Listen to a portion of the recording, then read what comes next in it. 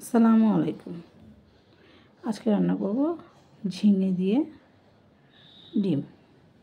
চলুন দেখে আসি। প্যানের মধ্যে তেল দিয়ে 5 ফোড়ন দিয়ে দিতে হবে, একটা তেজপাতা ছিঁড়ে দিয়ে দিতে হবে। আর কোনো মশলা দরকার নেই, যা আদা রসুন বাটা দিলেই হবে। এখন প্রসেসে চলে যাই। পেঁয়াজ কুচি আর কাঁচামরিচ কুচি দিয়ে খুব সুন্দর করে ব্রেস্তা করে নেব।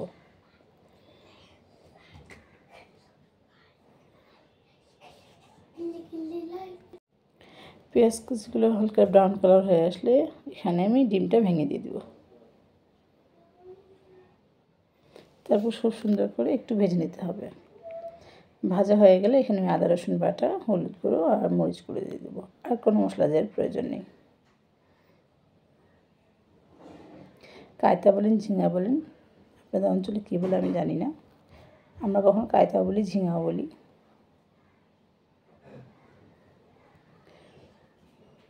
খুব সুন্দর করে হালকা করে ভেজে নিতে হবে।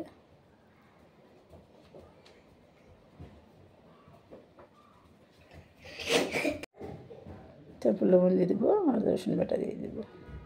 অল্প পরিমাণ আদা, অল্প পরিমাণ রসুন বাটা দিলেই হবে, বেশি দেওয়ার প্রয়োজন নেই। হলুদ করে দিয়ে দেবো হাফ চা চামচের মতো।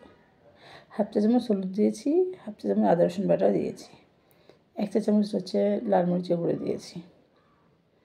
আমি ঝালটা পরিমাণ বেশি খাই, তাই ঝাল একটু বেশি দিয়েছি। আপনার চাইলে শুধু কাঁচামরিচ দিয়ে করতে পারবেন।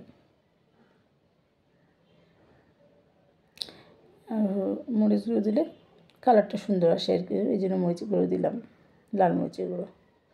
এখন খুব সুন্দর করে মশলাগুলো ডিমের সাথে খুব সুন্দর করে ভেজে নিতে হবে। ভেজে নেওয়ার পর যে কায়দাগুলো আমি ছেড়ে রেখেছিলাম, ধুয়ে রেখেছিলাম, তারপর সেটা আমি দিয়ে দেবো। খুব সহজ একটা সুন্দর রেসিপি, 5-7 মিনিটে রান্নাটা হয়ে যায়।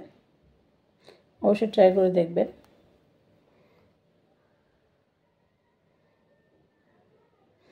সম্পূর্ণ দেওয়া হয়ে গেল। এখন আমি খুব সুন্দর করে সবগুলো ভালো করে ভেজে নেব। পানি দেওয়ার প্রয়োজন নেই, যেহেতু ঝিঙা বা কায়তা বলেন পানি একটু ছাড়েই, তাই পানি দেওয়ার প্রয়োজন নেই।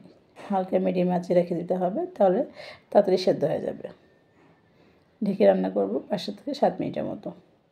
এই দেখেন পানি ছেড়ে দিয়েছে। পানিটা যখন শুকিয়ে আসবে তখন মনে করবেন আপনার রান্নাটা হয়ে গেছে।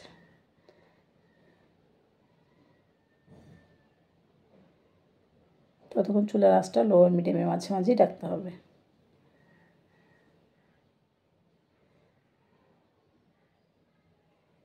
পাশে 2টা ঝিঙা ছিল, সেটা দিয়ে রান্না করেছি।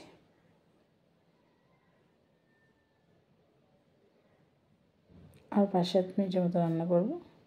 দেখেন রান্নাটা হয়ে আসছে, যেহেতু লেগে আসছে প্যানের মধ্যে, তার মানে আমার তরকারিটা রান্না হয়ে গিয়েছে।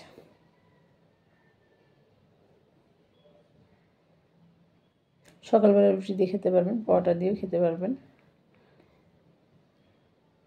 ধোঁয়া ওঠা গরম ভাতের সাথেও খেতে পারবেন। তো কেমন লেগেছে অবশ্যই কমেন্ট করে জানাবেন। আজ এ পর্যন্তই। ভালো থাকবেন। আসসালামু আলাইকুম। আল্লাহ হাফেজ।